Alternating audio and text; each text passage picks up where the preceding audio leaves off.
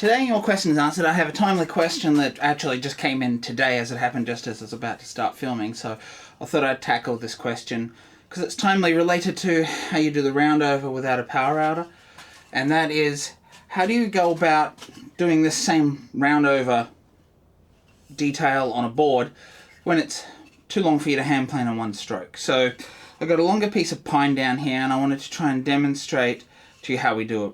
Now, a few weeks back I released a video on how you actually hand plane a board that's too long for your workbench, and we work in small sections with the lift off or the toe lift off method, and we're going to use that same approach here with doing the moulding. So let's jump down here. I'll start in a little bit and I'll show you how we can go about actually doing this. So when it comes to this, first of all you want to pretend that this board here could be 2-3 meters long. In this case it's over double the size of the one we did in the last video.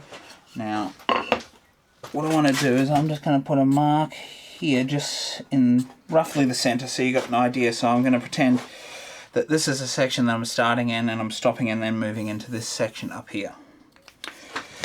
So first of all I come in with the roughing plane, take that corner arris off,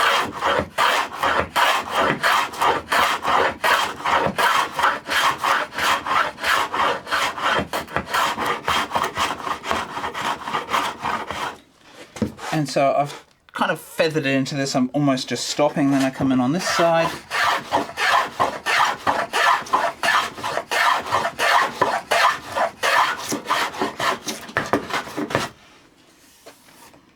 Now I'm going to take that arris off, the top arris off on all the corners, and you can see I'm just stopping here. So now that I've done the roughing in this section, I'm going to come in and do the roughing into the next section, and you do the next section and the next section. So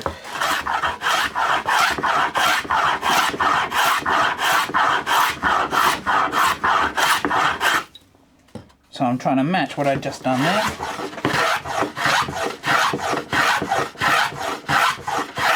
And you can see you can just start off where you left off because it tapers out slightly.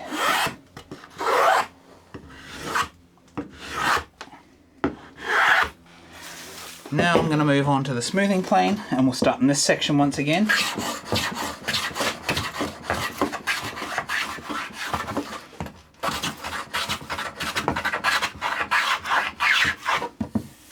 So I've just done the initial smoothing here. Now I'll move into the next section and do the same.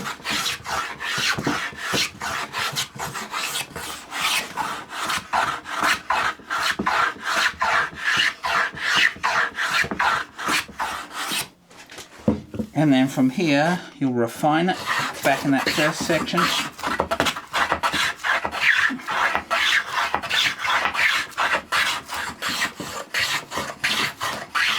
And you can see these bits here, just snap them off. We haven't hand planed to that section yet, so now we're going to move in there.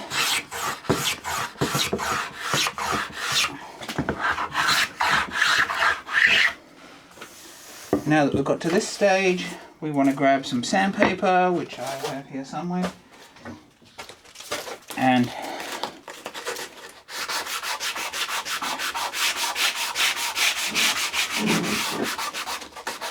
sand the first one, move into the second one,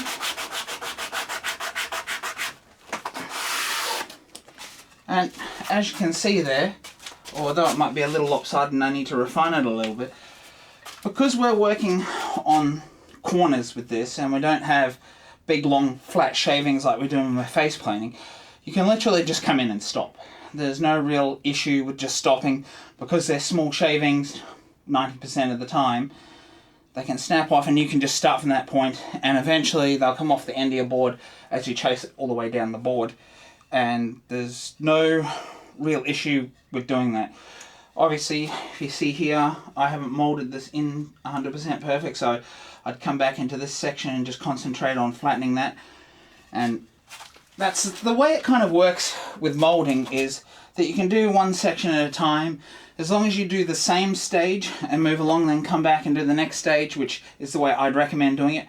You could technically complete it all in one area, but it's easier to do, say, the roughing stage in a few small sections until you work your way down the board, then come back and start doing the next stage and the next stage, and so you just do a staged approach in small sections.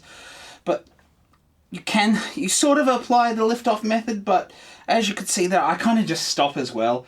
I naturally just lift it, but because the shavings are not big, wide, flat shavings, you don't really have the same issues when you're doing your face planing in small sections, where the lift-off method is essential for actually doing that, because otherwise you'll break it off because you're going flat across the board and you get like ridging from the snapped shavings. But when you're working on corners like this, on the edge of a board, doing moulding like this, as I said, because the shavings are small, there's you don't really have the issue, and you can see that you can just work in sections all the way through as long as you do the same stage.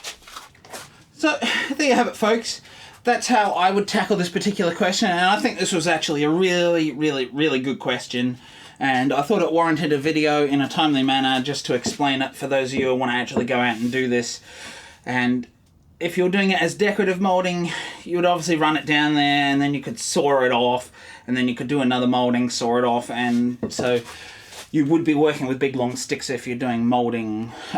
Say you were doing a piece of moulding that covered the entire cabinet, or you're doing doors or anything like that. So if you like this video, please do like and subscribe down below. While you're down there, do sound off in the comments if this is the same approach you were going with, or maybe if you were having that same issue and you were wondering, and I just hope this answered your questions. If you do have any more questions related to this, leave them down there. If you've got any other questions that you would like me to try and get to an answer in a video, leave them down in the comments below. And if you like this video and you'd like to see another great video like this, do check out the playlist up here for all the Your Questions Answered videos to date. Bye for now.